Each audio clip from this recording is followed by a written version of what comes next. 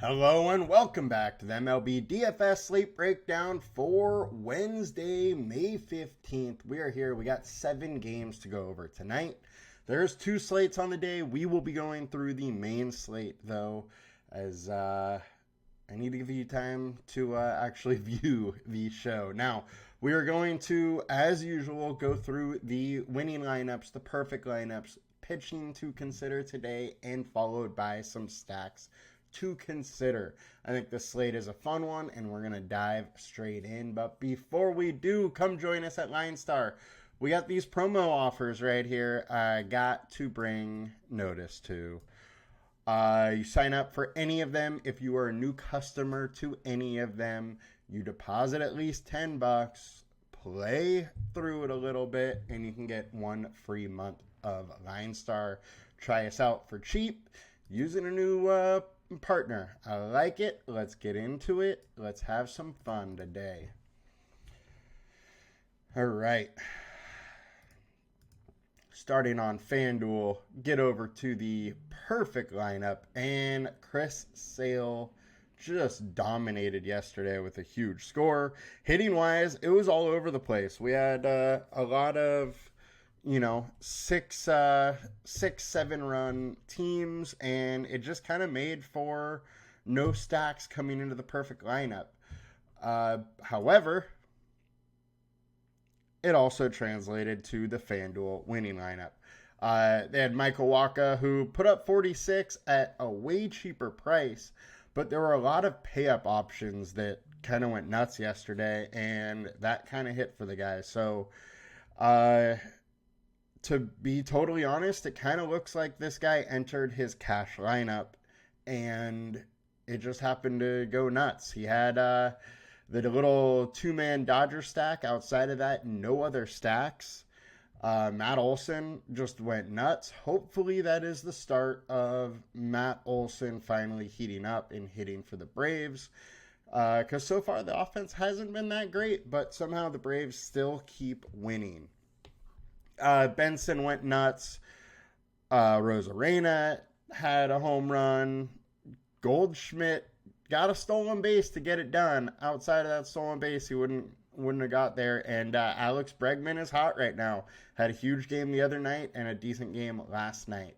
Now let's get into the DraftKings perfect lineup. And that brought us Chris Sale and Michael Wacha. We had a 2-man Cleveland stack and then some one-offs. The Cleveland stack was a fun one yesterday. It definitely got me some very good lineups. However, I just ended up having 1 or 2 duds in lineups that just killed my chances yesterday. Now, winning lineup, CKK244AYK won by 3 points with a Sonny Gray, Chris Sale, St. Louis stack. Then a 2-man Cleveland, 1-man Texas. So once again, 5-2-1 every day this week. It has been the good old 5-2-1 stack that has got it done. So congrats to you. Congrats on winning some money. And let's work on winning some cash flow today. Starting on pitching, highest owned, we got Framber Valdez, 8,800. And I gotta say, I am kind of interested in Framber Valdez. The reason being is I know there's been a lot of talk about Oakland A's hitting well recently in their first in multiple categories since April 28th. But even if we look at the short term, over the last 20 games versus lefties, they haven't been hitting that well. They've been hitting the ball hard, but only a 227 average. So I think it's interesting to have some Framber. I'm not loving that he's this high owned because, frankly, there's just not a ton of upside with him. 4.43 FIP over the last 20, 3.74 over the last 5. So he's been pitching better over the short term. But my issue here is a 21% combined K rate over that last 20 and a 19% over the last 5. At least Oakland is striking out 26%. So it is a little interesting. However, our combined K rate is going to be low because Oakland over the last 20 games is only striking out 18.8 over that span. Combined K rate is 18.8.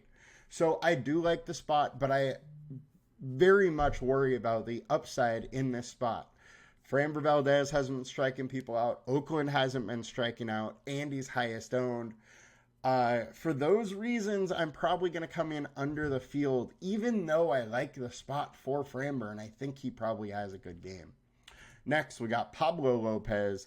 This is a much harder spot, but Pablo Lopez has just been pitching absolutely lights out. Over the last 5 games, 2.78 FIP with a 37% K rate. That's pretty hard to ignore. Now, over the last 20 games for the Yankees versus righties, they are hitting 260. They have a 204 ISO, only striking out at 18.5%. So they've been hitting the ball well.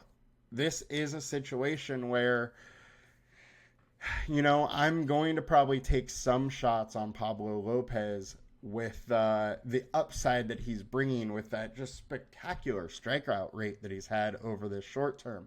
But it is a very tough matchup. If you want to jump off a little bit, I totally get it. He is coming in kind of high owned, but 27.8% combined K rate has my interest peaked. Next, we got Charlie Morton, 8.4K. The Braves in Atlanta, Truist Park has the best hitting weather for today. The game starts with high 70s, winds blowing out double digits, blowing out 2 left. So that is a little worrisome. We know Morton can give up some home runs, but he's been pitching very well lately. 3.44 FIP, 24% combined K rate. The Cubs offense is decent, but I'm not super worried about it. They do hit the ball hard versus righties. But I don't mind taking some, especially at lower ownership and only 8.4K. We have him at a 2x value, which is decent. So he's definitely in the player pool here. And, outside of Framber and Canning, he really has the highest value rating here. And Framber, has that lack of upside. So Framber may have a solid median projection, but if you go to look at what his ceiling is versus Morton's, it's lower, 22.7 versus 24.2. And so I definitely like using some of that ceiling number when I'm dissecting these guys and trying to figure it out. So that is one reason why I kind of like Morton more than Valdez. Next, we got Griffin Canning. Look, 5.5K is too cheap. This guy has a 24% K rate over his last 20 starts, 3.85 FIP over his last 5 starts. He's been pitching decently, keeping runs from scoring. And the St. Louis lineup, while it seems like it might be hitting a little bit right now, isn't that great. So I don't mind taking some Canning here. I would have expected him to be higher owned than this at 5.5K. He's just so cheap. The StatCast data is scary. 40% fly balls, 33% hard contact, a lot of barreled balls. But at this price, I'm probably going to take a couple swings. Next, we got Lance Lynn. This is an interesting one here because he is so hit or miss, and we have not seen him hit so far this year. He definitely won me a GPP last year, and so I got a soft spot for him, but he hasn't been that great. 4.14 FIP, 17% K rate. Nothing about his numbers really speaks. We got to play this guy. The Angels keep hitting, even though, their long-term numbers look pretty bad. Short term, they're coming around a little bit, though. So the thing with Lynn is he does have big-time upside when he gets it rolling. Does he get it rolling? I don't know. His median projection will never be very good, but he has those, random, 30-point outings, 30-plus point outings. Do I think that's going to happen today? Probably not. But because they do happen, he's still in the player pool. but not going to have much of them. Next, we got Taj Bradley. I'm definitely intrigued by Bradley a little bit. It's not quite as good a hitting weather in Boston as it has been the last couple days, but the wind is still blowing out slightly. Bradley's a big-time prospect and definitely showed up versus New York last time. 6 innings, 7 Ks, pitched pretty well. I'm intrigued to take some Bradley here. His K rate of 27% over his really over last year, is interesting enough with Boston striking out at 24%. Now, Boston hits the ball hard, and Bradley allowed 40% hard contact, so he could definitely get into some trouble, but I'm fine with taking some shots at only 8K. Our projection is low on him, but I think it should probably be a little bit higher just due to how good of a prospect he is. And, I'm not opposed to taking some shots there, nor am I opposed on Tanner Huck. I think he is probably the best spot for a low-owned pivot play here. The thing is that he's just pitching great. 2.1 FIP over his last 5, 23% K rate. StatCast data looks great. The BVP favors Huck. The opponent team splits, they are hitting 248 and have a 155 ISO with a 327 WOBA, but at least they're striking out 23% versus righties. So there is a little bit of upside here versus Tampa Bay. I am a little bit intrigued. They definitely have some guys that can get to Canning, but with nobody going there, I'm intrigued. I don't really care about Stroman, as I've said over and over in these. I just don't think he really has the upside, so I don't love that spot. John Gray has been pitching out of his mind, but this Cleveland offense isn't one I like to pick on, and he's just not as good at home. So I have my worries there. But at 7.5K, if you want to take your chances, I totally get it, and I would not talk you off of it. The fact is, he's been mid-20s most of his starts this year, and he's still only 7.5K. So it's definitely at least interesting off of what he's done lately, and really since, the back half of last year. He's been pitching very well, 3.67 FIP over the last 20, almost 26% K rate. Definitely some reasons to want to go there. Next, we got Logan Webb. I got to bring up Logan Webb just because of how good of a pitcher he is, and he's way better at home, 47% more fantasy points at home. But it's this Dodgers offense, and he doesn't have a ton of upside. So for the reason of no upside, I'm out. I just feel like this is a spot where he doesn't have much safety.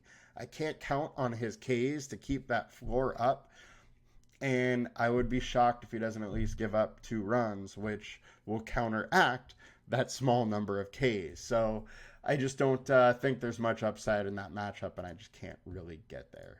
Now, let's get over to FanDuel pitching. A lot less games today, so just going through a little quicker. All right, Framber Valdez, 9.2K, 41% owned.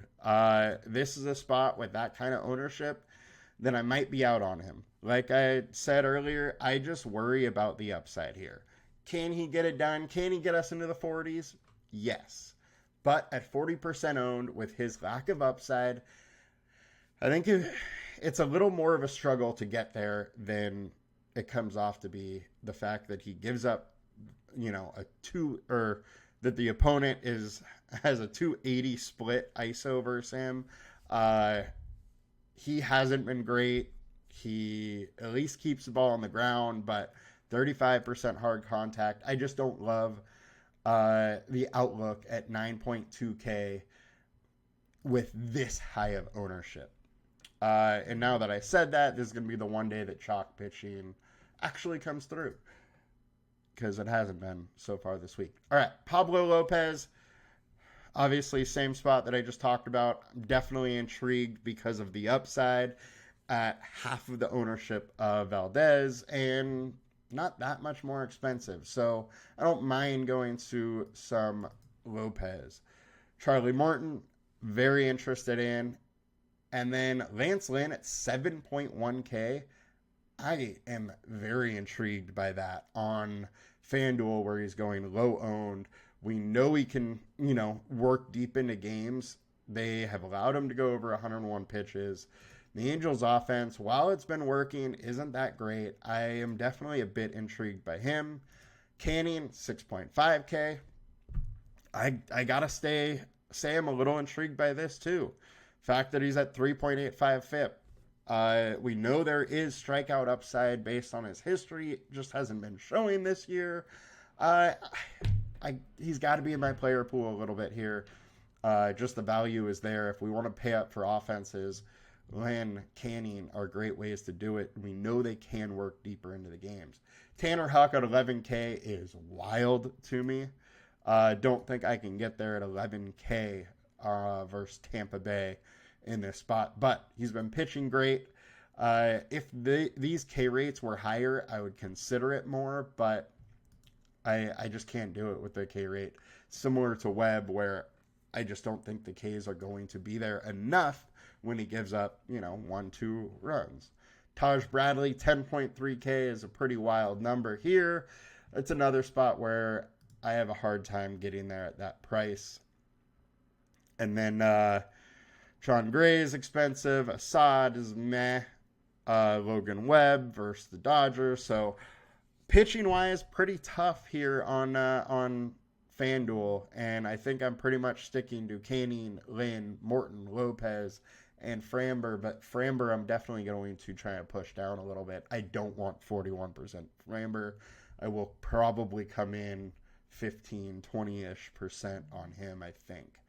It's early in the day, so things could change, but that's where my mind is at right now. Now, let's get into the stacks and check it out. So we'll start on FIP because that's where we're at right now. And look at that. One of the pitchers I'm interested in is the high FIP to pick on. Lance Lynn, 5.82 FIP over his last 20. He frankly hasn't been good. Is mediocre this year. Back end of last year was giving it up, but he is a guy that we do know has that ceiling when he puts it together. This Angels offense have been pesky. Their projections okay, consensus projections okay, their values okay. I don't mind going there. I do just worry about the ceiling for this Angels offense. I just think right now this Angels offense is overplaying how much talent they actually have, and I think it's going to come back down to earth, and it's only a matter of time until it does. Now, let's get to projected own.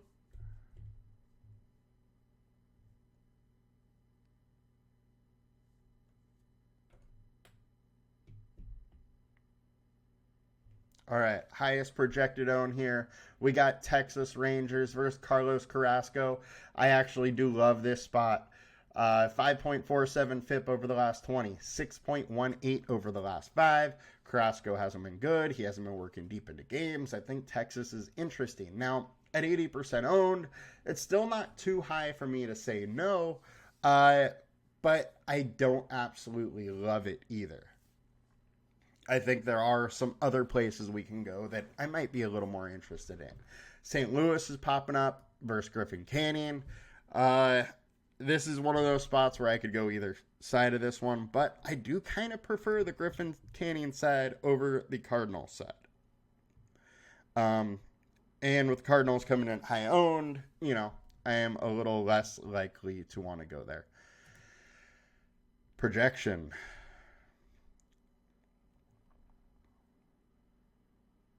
Highest projected, we got the Dodgers, we got Houston.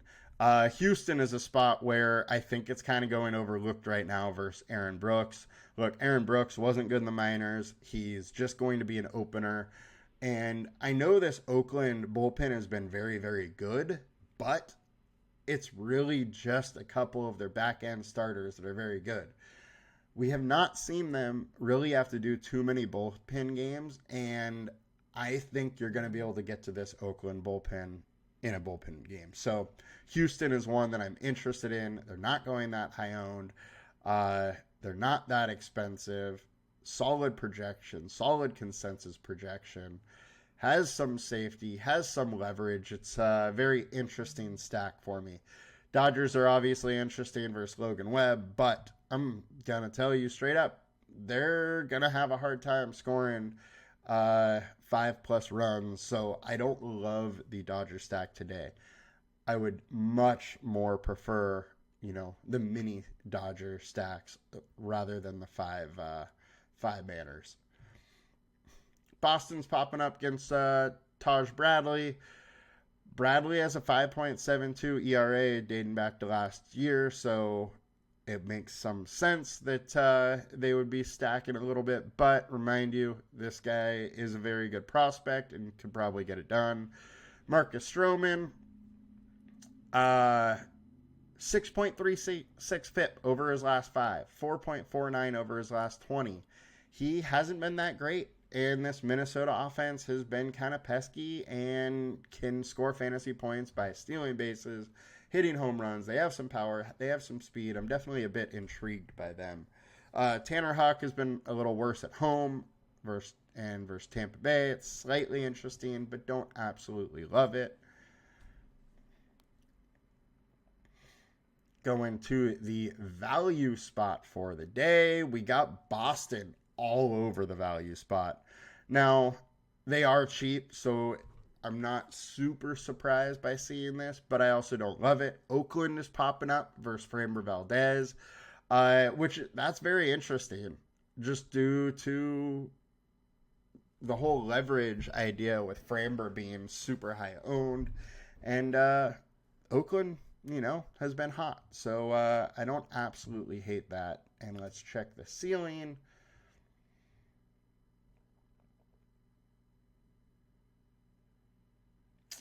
Dodgers, Oakland, Yankees. Yankees versus Pablo Lopez, another leverage spot there. They're going to go super low owned. We know they can hit. Don't hate that.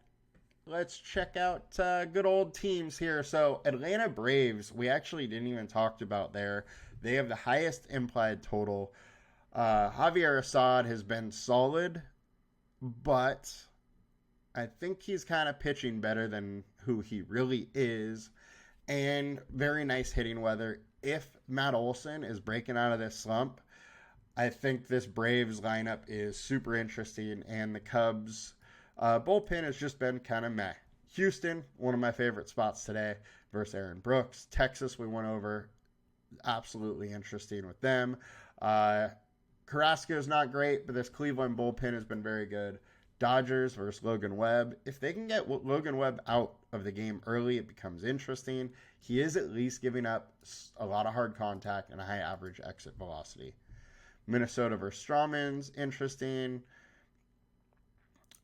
Cleveland is just a regular stat consideration at this point. John Gray has been super good, though. The one thing, though, I think he is due for some back to his norm, a FIP of 2 points higher over his last 20 than over his last 5. So I wouldn't be that shocked if John Gray had a bad outing. The Cubs, we know Charlie Morton can get hit, and there's good hitting weather, so it's at least something to take notice of. Giants, the offense isn't great. We're not totally sure who Dodgers are pitching yet, but I don't love stacking the Giants at this point. So that'll do it for us today. Kind of an interesting slate. A few different ways to go. Liking some, medium-owned pitchers and hitters today. So I think it's going to be an interesting slate. Good luck to everybody. See you guys later. Bye.